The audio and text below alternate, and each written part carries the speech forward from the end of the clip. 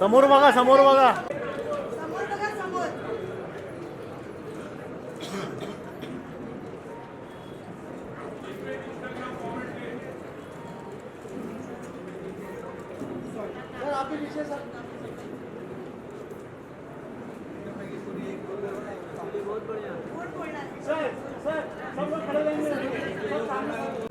लाडके सीईओ माननीय महेंद्र कंदरकर साहेब, हे गेले 2.5 महिने आजाराने ग्रस्त आहेत आणि त्यांना स्वास्थ्य चांगलं लाभू दे म्हणून आपण साईच्याकडे प्रार्थना करूया.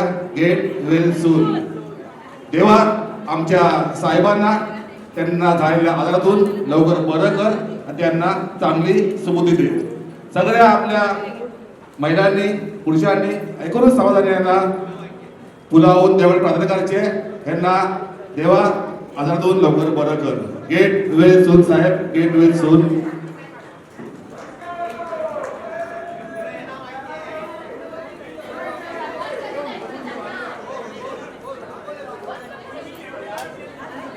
सगळ्यांनीच साहेबांना पुलावून देवाला प्रार्थना करायची आहे.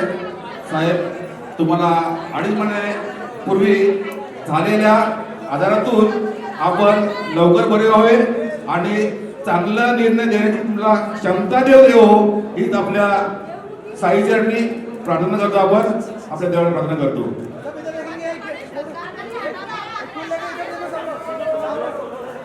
महेंद्र कंदरकर साहेब, गेटवे सून साहेब, गेटवे सून. तुम्ही आजारातून साहेब लवकर बरं व्हा आणि चांगला निर्णय देण्याची क्षमता तुम्हाला सुबुद्धी देव.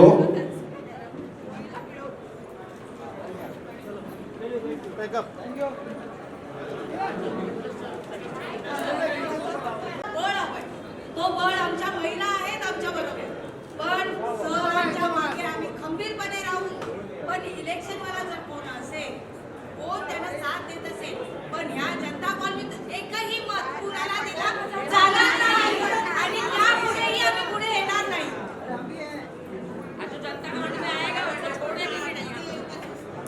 आम्हाला हटवून सरकारला इथे सिंगापूर बनवायचं आहे. सिंगापूर बनवण्यापेक्षा आमच्यावर बुलडोझरच ठेवा.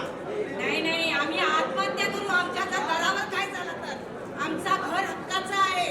आम्ही लुबडून घेतलेला नाहीये. सर आम्हाला साथ देतात. पुढपर्यंत आम्ही सरांबरोबर राहणार. कोणी असू दे, कुठचाही माणूस असू दे, त्यांना आम्ही सपोर्ट करणार नाही.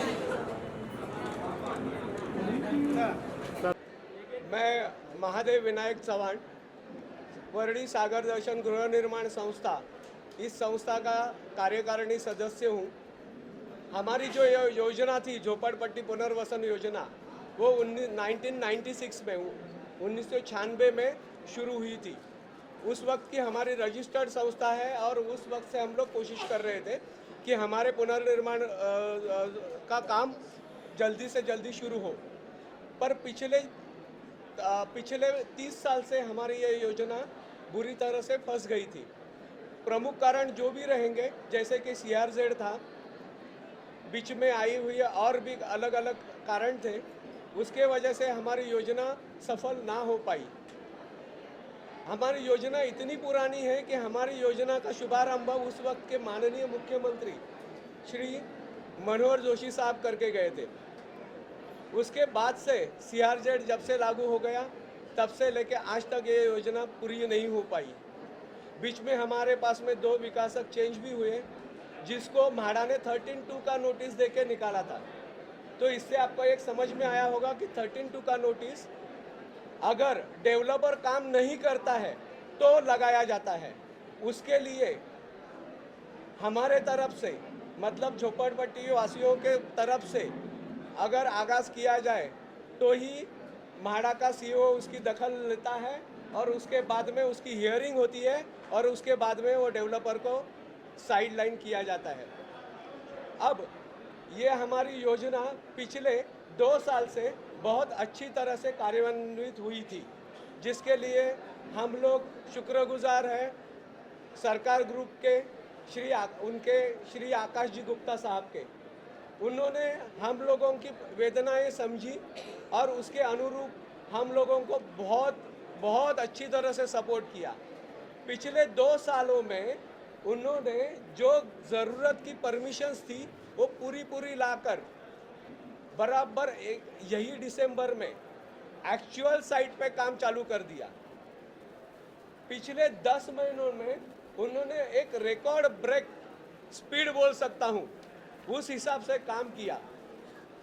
10 महीनों में पूरा नीचे का पाइलिंग का माइक्रो पाइलिंग का काम पूरा करते हुए राफ्ट भरकर उसके ऊपर का फाउंडेशन रखकर रिटेनिंग वॉल का काम कंप्लीट कर ऊपर की टॉप की स्लैब कंप्लीट करके उन्होंने पूरा प्लिंथ तक का काम कंप्लीट किया। 10 महीनों में इतना काम कंप्लीट करना बहुत बड़ी उपलब्धि है और उससे भी ज़्यादा हम लोग इसलिए शुक्रगुजार हैं, इस पूरी कार्य प्रणाली में उन्होंने कहीं पे भी क्वालिटी में कॉम्प्रोमाइज़ नहीं किया। तीसरी बहुत अहम बात यह है कि हमारा एरिया काफ़ी कंजेस्टेड है, तो उसमें इतना बड़ा काम लाना लिए बहुत बड़ी उपलब्धि थी। यह चीज़ दिखाती है कि हमारे जज्बा क्या है। लेकिन जैसे ही 10 महीने पूरे हुए और पिछले अक्टूबर में यही साल के अक्टूबर में हमारा प्लिंथ का काम कंप्लीट हुआ, यानी चौथरे का काम कंप्लीट हुआ, तो हम लोगों ने फर्दर सीसी के लिए आगे की परमिशन के लिए एप्लीकेशन दे दिया।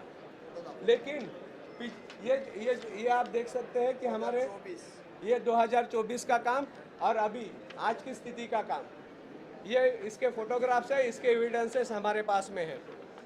लेकिन 2 महीना पहले जब हम लोगों ने प्लिंथ चेकिंग का कंप्लीशन सर्टिफिकेट अप्लाई किया और उसके आगे की परमिशन के लिए हम लोगों ने अप्लाई किया, तभी से लेकर आज तक हम लोगों को परमिशन देने के लिए काफ़ी दिरंगाई की जा रही है, पहले मुद्दा।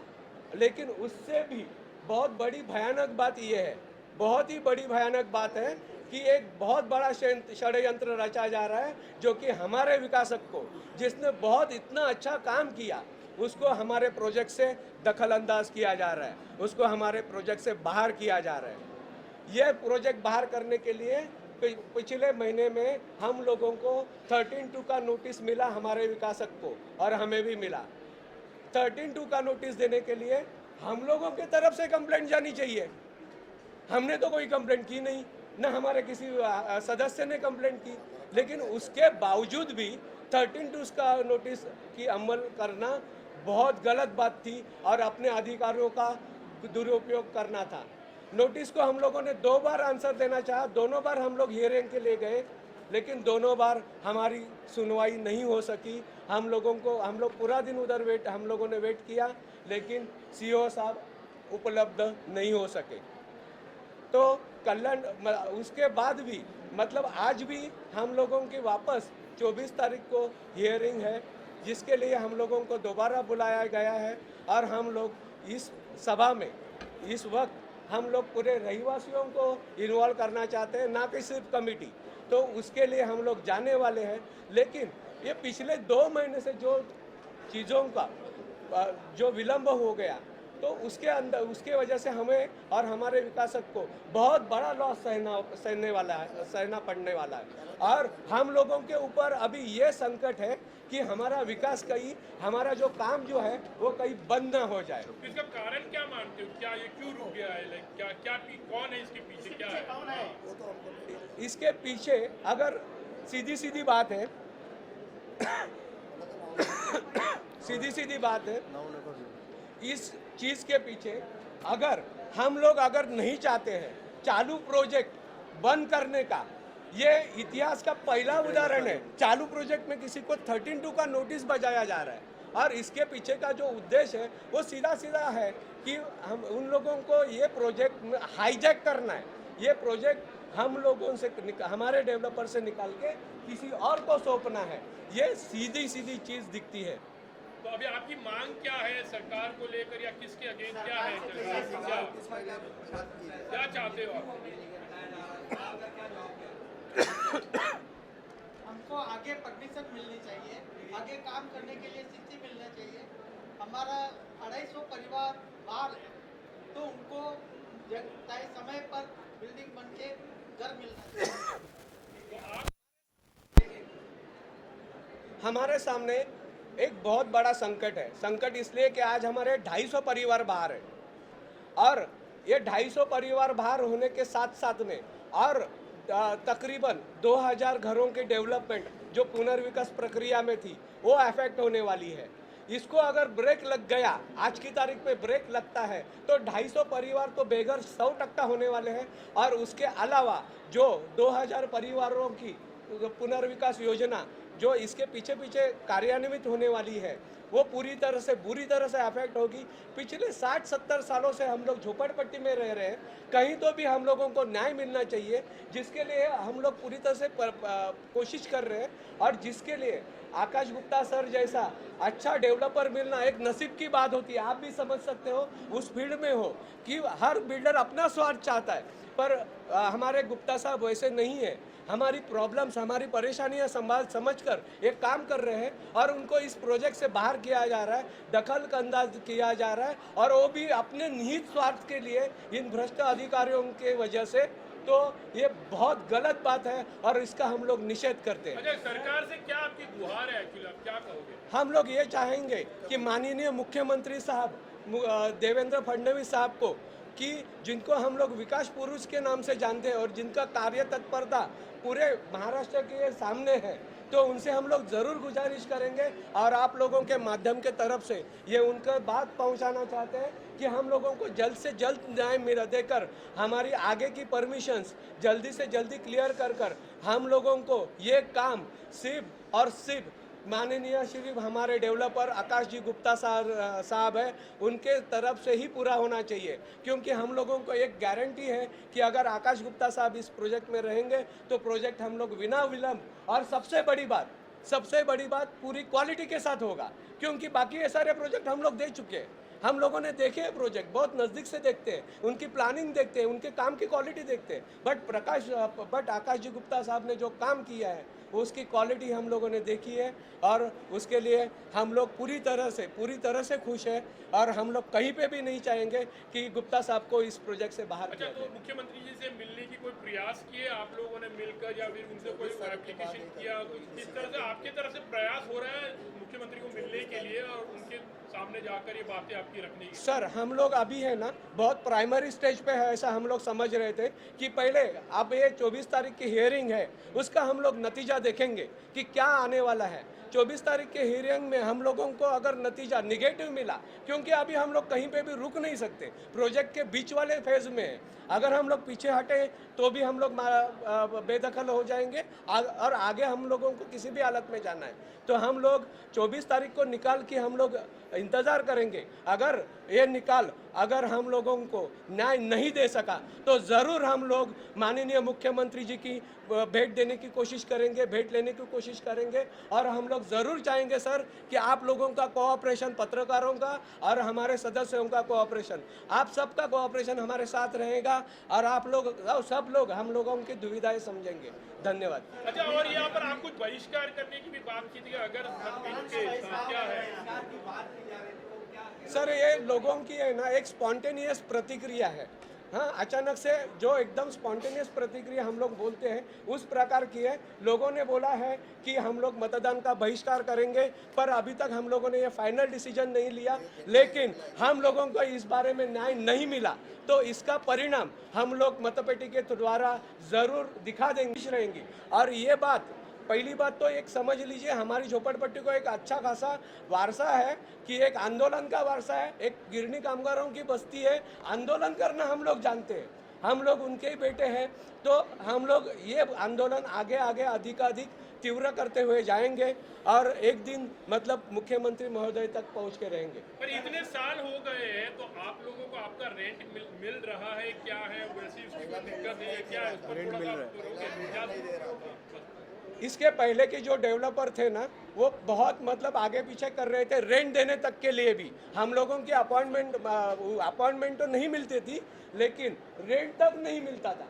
तभी ये 13(2) की नोटिस म्हाडा ने कभी नहीं उनको लागू की। उसके पीछे भी हम लोगों को बहुत बार मतलब उनके पास में जाना पड़ा, तब उन लोगों ने 13(2) की कार्रवाई की। अगल बगल की बहुत सारे प्रोजेक्ट्स ऐसे हैं जिनके लिए लोग चाहते हैं कि 13(2) की नोटिस बजाकर ये डेवलपर को बाजू करो, हम लोगों को अच्छा प्रोजेक्ट दो, उनको नहीं कर रहे।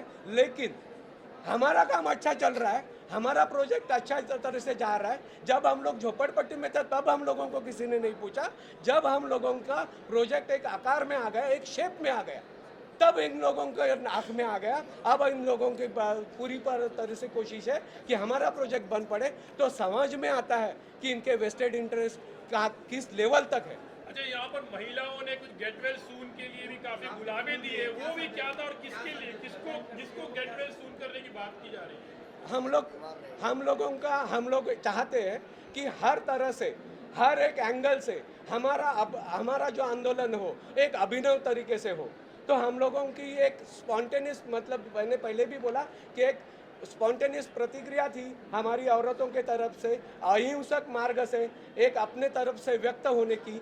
तो उन्होंने जो प्रतिक्रिया दी थी कि हमारे बारे में, अच्छा सोचने के बारे में, उनके कर्तव्य की बारे में उनको एक याद दिलाने की कोशिश की जा रही थी। हमारे जो सीईओ है SRA के महेंद्र कल्याणकर साहब, उनको कि एक गेट वेल सून, उनको जो बीमारी लगी है कि हमारा प्रोजेक्ट हाईजैक करने की या फिर और भी प्रोजेक्ट रहेंगे उनको हाईजैक करने की, तो उस बीमारी से छुटकारा भगवान दे, ऐसी उन्होंने प्रार्थना व्यक्त की है। अच्छा, ये मुन्ना